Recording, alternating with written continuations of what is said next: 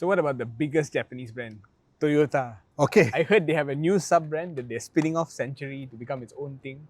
Okay, so Toyota was split into four. You know, they own Daihatsu, right? Yeah. So you had Toyota, you had Lexus, and then you had Century.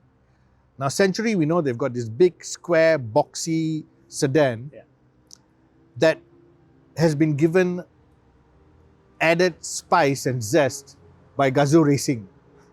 The day before the show, we were walking in Ginza with another journalist, just walking around, looking here and all that.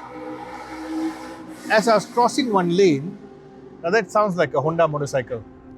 Crossing the lane, I see this black Toyota Century sedan with a GRMN badge, a wild body kit, and big rims, black color.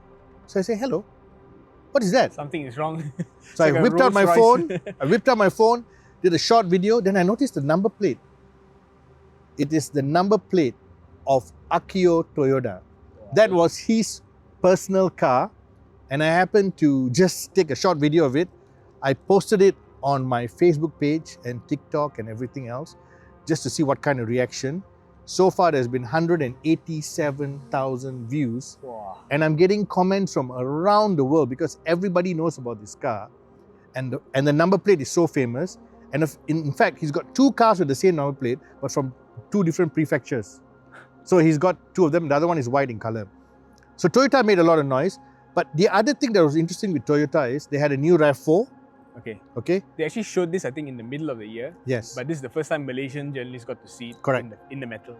Nice quality, nice features, everything else. They had the FJ Cruiser Mini Miniaturized there. coming to Malaysia because it's confirmed from Thailand. Price, it's nice, but it's going to be almost 300,000 ringgit. Oh. And it's going to have a petrol and diesel engine.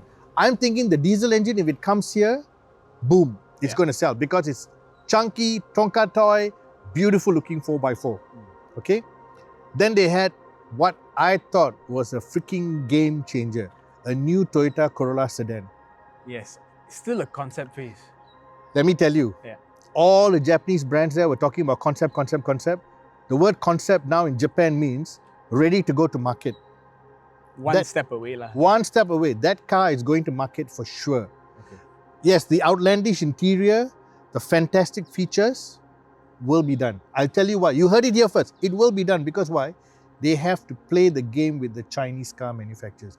They cannot be held back. So they've taken out all their tech guys. They've brought in all their guys from Nintendo, PlayStation, whoever they've got in Japan that's doing gaming and said, come together. You know, we guys, I think we from Japan, right? Nintendo. They would have got all these guys to come in and say, let's give them what they want. Let's give the consumers what they want because China has been delivering for the last few years. Now we will show them what we can do.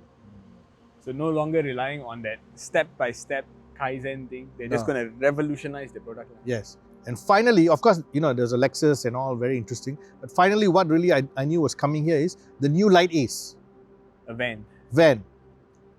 Tall, longer, wider, with the digital dash that wraps around the windscreen. The pictures on DSF. Yeah. Beautiful interior, and it's modular. The interior is so modular, it's like a huge Lego. You can build it and configure it in so many ways, but that's for Japan and certain markets. Here's the best part. Met some Filipino journalists and they said, hey, it's coming to Philippines. So if it's going to Philippines, if they're going to make a left-hand drive, and you know Japan is right-hand drive, that means Malaysia, Thailand, Indonesia for sure. Just a matter of time. Okay. So that is what Toyota, Lexus had on the stand. Century, of course, we just told you. And then they had another car that looks like a Rolls-Royce Cullinan. Too flamboyant. You can see the pictures on DSF. And then, of course, Daihatsu had their whole range of cars that will never come here because too specialized for Malaysia. Yeah. And that's about it. But we got another brand to talk about, another few more brands to talk about.